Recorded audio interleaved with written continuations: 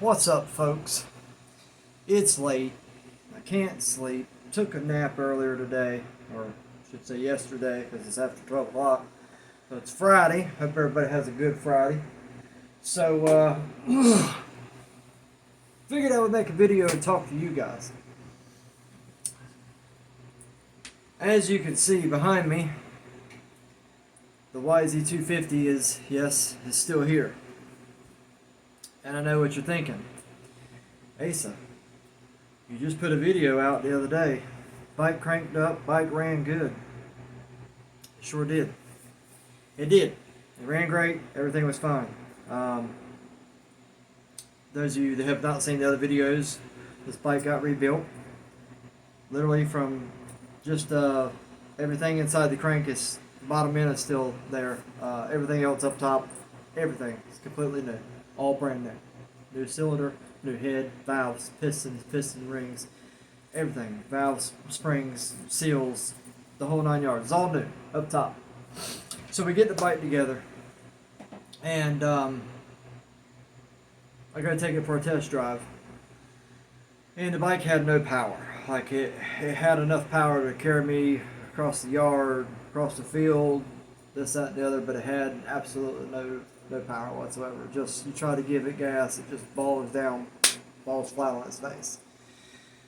We bring the bike back in the shop, we take it back apart, and we go back into the valve train. We're just double checking up top, making sure the timing's right, making sure this is right, making sure the valve shimming is dead on. We're making sure the fuel is, it's getting fuel delivery, the valves are okay. Everything we could think of up top. Fuel injectors, or fuel injector, it's only got one. So we ended up pulling the fuel injector, we cleaned it. It was testing fine. We tested fuel pressure, we were getting great fuel pressure. The valves were in spec, they were shimmed per manufacturer's recommendations in the Yamaha owner's manual. We checked the valves and the head to make sure they were seating properly. They were, there was no leak. There was no, the springs were okay. We checked everything we could think of. Put this bike back together, took it for another test drive, and lo and behold, still nothing. So at this point, I'm thinking maybe it's sensor related. So, we started checking into proper readings in the book, manual for throttle position sensors, air sensors. I think it's about the only thing we check so far as sensors go. Check the throttle position sensor, the air intake sensor. They all checked out fine. So, we check all this stuff and we go test drive the bike and still just are getting just horrible performance. This bike ran great before it blew up, and now all of a sudden it's not running good. So there comes a time sometimes when you're working on stuff, and if you have the means and the ability, it's always a good thing to be able to reach out sometimes and talk to other mechanics that do this line of work. We all, I'm never, don't think for 1 minute that I'm ever beyond ever learning something, or, especially not being able to figure something out, and I go ask for help, reach out to some lifelines I have out, and put mine and other techs' heads together. Not that I'm a tech, but, talk to other dealers that work on Yamahas and whatnot, and call up some friends and talk to them. But I was able to get some, I wouldn't say we're at a point where, it's 100% the problem, but based off of what I've learned and who I've talked to, we're all in agreement in putting a high rate of chance, or a high volume of chance, a high percentage of chances that this is what the problem is. And when I talked to a tech, I'm not going to mention where it was at, because I just feel like that needs to be left out. It's really, I don't want the establishment that I was at to get in trouble, so I'm going to leave that out. But I was able to go speak with an actual tech that works on these, and I showed him the cams. Um, when this bike initially had a lockup on the intake cam, on the lobe, right here on the intake lobe, on the cam, I think it was right here, on the very side of the cam, there was a little nick. Not on the lobe, okay?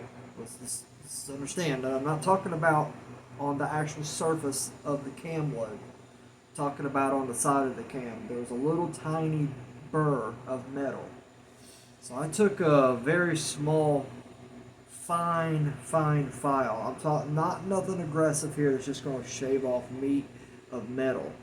Nothing like that. I took a very fine file and I just filed the side of this cam. And I'm not talking about, when I say file, the filing is a harsh word, I think, for what, the amount of pressure. When I say file, I'm not talking about I took a lot of metal off of this. I literally just took a little bit of a burr off. Just a little minor, tiny imperfection on the side of the cam lobe here. Just kind of filed it down a little bit, and it literally did take just one or two swipes, and it was fine. I took a micrometer and I mic'd out, this is not on, but I mic'd out, what the specs were, measuring here, the journal, the other cam lobe, just trying to think of anything in the world I could think of wrong with this cam, and I couldn't figure nothing out. The lobes were measuring within spec. The journals on the plastic gauge were, when they smashed down and I was measuring that, their journal was measuring within spec. This is the intake cam, the exhaust cam, same thing. The lobes were measuring within spec. Journal was measuring within spec. Bearings free. Decompression levers working properly. It's not bound up. Works great. So what could be causing the problem? Well, it's brought to my attention that these sprockets, these cam sprockets on these cams, are pressed on. Okay? And listen, no shame. I'll tell you, I'll admit it. I did not know that. I did not know that these were pressed on. I thought it was all integrated into one piece. In other words, this is all one piece. I obviously the bearing is slid on. I could tell that much. I'm not that crazy yet, but I knew the bearing was pressed on. Was a press fit, and I thought all the rest of this was machine CNC made. Well, come to find out that Yamaha presses these gears on. And what they've been having problems with Yamahas on the newer models is when these motors take a lockup, and all that inertia from the lockup, from that crank being forced upon these gears, it actually will make these gears slip on the camshaft. So even though you're putting these cams in and you're lining up the marks on the cam gear, and so you're at top dead center, and the marks down there, and the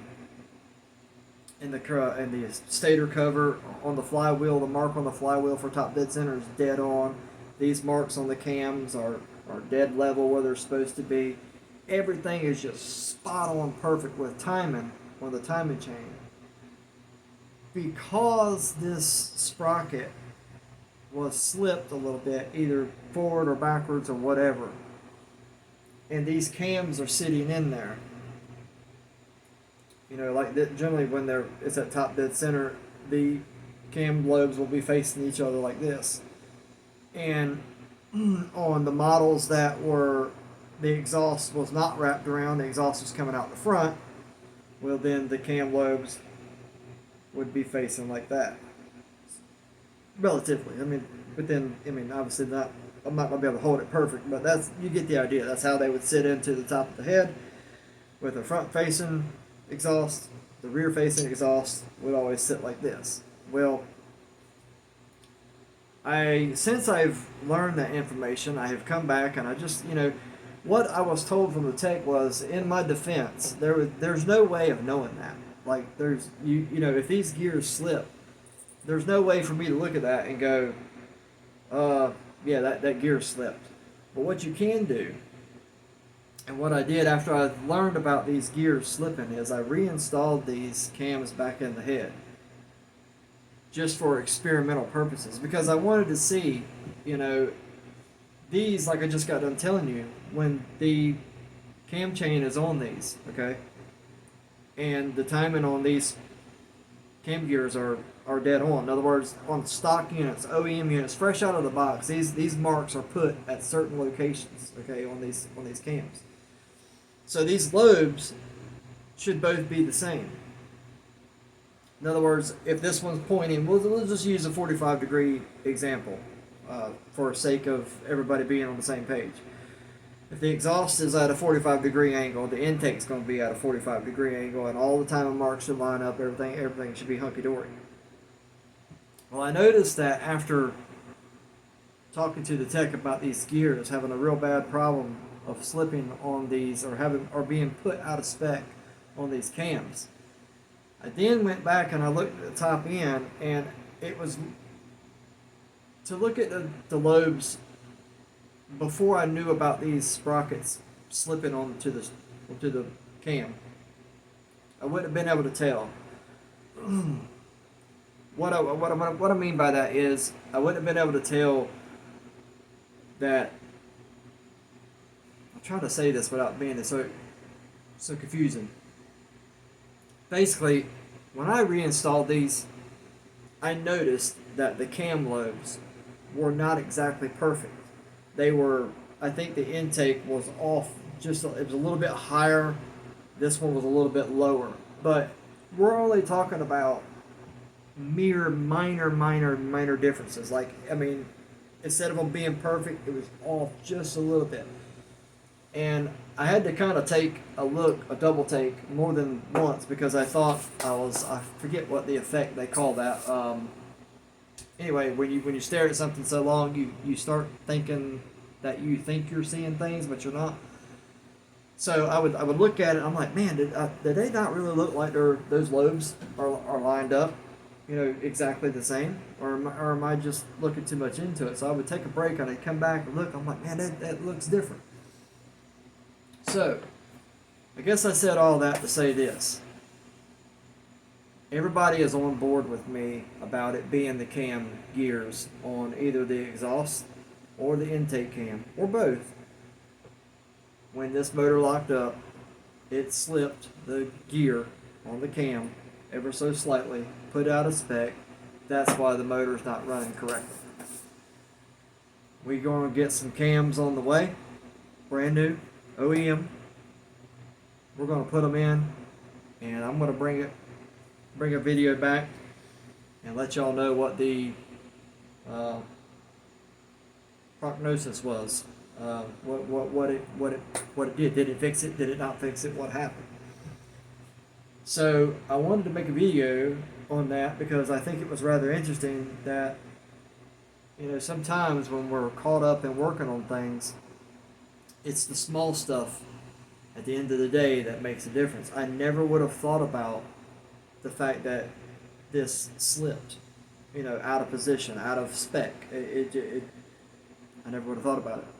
But because I took the time to go put my head together, talk about everything I've done to this bike thus far with another person that does this for a living, and knowing what he's ran into in the past. See, about a couple years ago, I had a bike in here from another customer, and if this gentleman watches this video, he'll know who I'm talking about. But this bike his bike, when I rebuilt it, did the exact same thing. The bike would start up. As soon as you hit the start button, it would run great.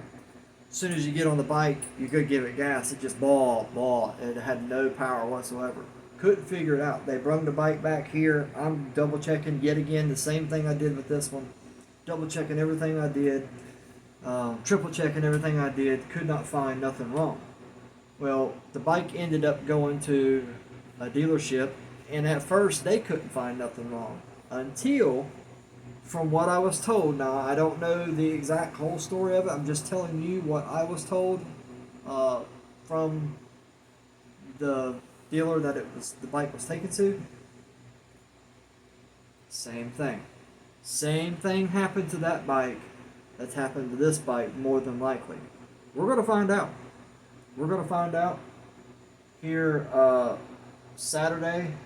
Tomorrow the cams should be here. We're going to order them today. We're going to have it overnighted, and they'll be here Saturday. We're going to put them in. It's not going to take me long to do. We're going to put them cams in. And I pray that everybody I've talked to and all of the consensus we've put together, leaning towards it being the cams, are going to be right. Because I'm ready to see this bike fixed. The customer's ready to see his bike fixed. We're wanting to get it done. It's been a journey. It's been a learning experience. I wanted to take the time to bring y'all along, let you know the bike's still here. We ran into a hiccup, but that's okay. Sometimes it happens. Not all the time is as easy as getting something in here, turning a few bolts, fixing a few, cleaning out this, changing this, blah, blah, blah, blah. Put it all back together, it runs, and everything goes out the door hunky-dory. This is kind of the reality of it all, if you will, of working on things sometimes. Sometimes you can do everything right, and you feel like you're doing everything right, and it's the minor details that end up setting you back. So, with that said, I now know that if I ever in the future run into this problem, but like what I was trying to explain earlier is like they were telling me, like the Yamaha tech was telling me, there's no way that you could tell. Like there's no test I could have done, to show that happened. You can look at these cams all day long and think they're fine, but until you get a known good cam, and you can compare apples to apples, you can set a known good cam on a counter or whatever. Is the only way I know to do it is to set the two cams side by side, a known brand new cam from the factory beside this one, and face them at the same direction and see where the timing marks are on the sprocket. And if they're off, then that's what happened. That at that point you have confirmation that this cam sprocket, moved.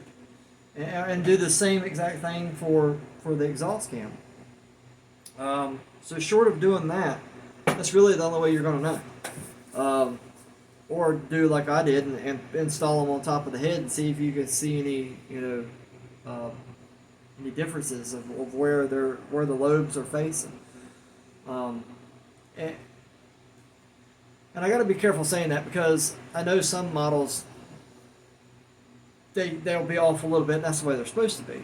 But it's been my past experiences, and I've always seen with dirt bikes anyway, with Yamahas, Hondas, and whatnot. Well, Honda's only got that's a different animal because of Unicam, but with models like Kawasaki's and Yamahas, generally when everybody's at top dead center and all the timing's right, timing chains, timing marks on the cams, the lobes are pointing in the same direction and at about the same angle, and everything looks uniform. So that's that.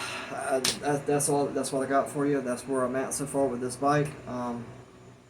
The bike ran, like I said, ran great, but when we went to go test drive it, it just didn't turn out. Presented a unique situation, a situation like I said before, I've ran into before, I've seen this before, only one time. This is only the second case that I've seen this in this shop. The tech that I talked to said they run into it all the time where they work at because they dirt biking every day, every single day, Monday through Saturday. Maybe even Tuesday through Saturday, I don't know, Tuesday, whatever their schedule is, I don't know. But they work on dirt bikes all the time. I work on a variety of different things, so I was really fortunate to learn and have the resources and the time to go talk to somebody and get taught something, because like I said, I'd have never thought about that. Would I have eventually? Maybe, but probably not. I just never would have thought about the sprockets because I thought it was all integrated into one part. I just never would have thought about that. So I'm going to bring y'all back along after we get the new cams installed. I'll make another video on what the results were. For those who have stuck out this long and boring video, I apologize, but I know if getting into tech terms and technical issues is not your cup of tea, then this video is probably going to be relatively boring and you're not going to want to watch it. But I felt like making a video of this unique circumstance would be interesting to somebody, so that's why I made it. I'm out of here, folks. I'm going to go try to get some rest, but I came out here in the shop, was messing around, cleaning a little bit, and I was thinking about everything that I had found out, and I wanted to bring y'all along and tell you about it. Alrighty, we'll see y'all next one.